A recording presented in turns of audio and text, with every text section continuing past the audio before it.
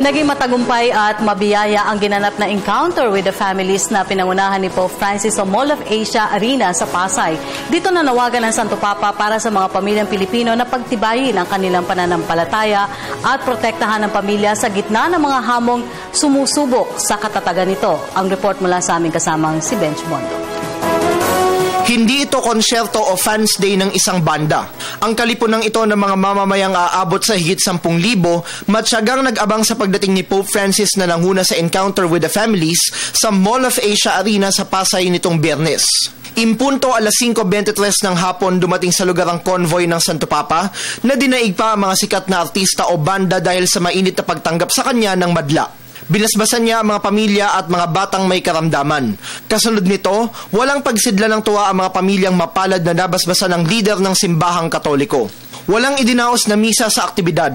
Sa halip, nagbigay ng maikling talumpati ang Santo Papa sa mga pamilyang dumalo.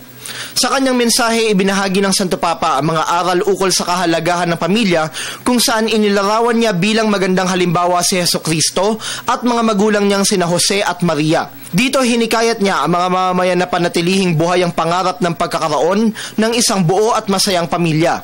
Bukod dito, mahalaga rin niya ang pamilya bilang tagahubog ng espiritual na buhay ng bawat individual sapagkat dito unang natututuhan ang pagmamahal, pagpapatawad at pagiging bukas palad sa kapwa.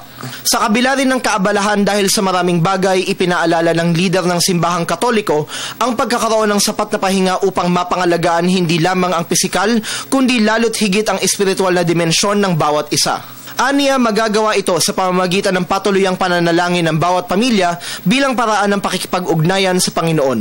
Nanawagan rin siya sa mga pamilyang Pilipino na maging mapagmatiyag at protektahan ng pamilya laban sa mga puwersang naisumira dito sa pamamagitan ng pagpapatibay sa pananampalataya, kalakip ang panalangin at makasakramento ng simbahan.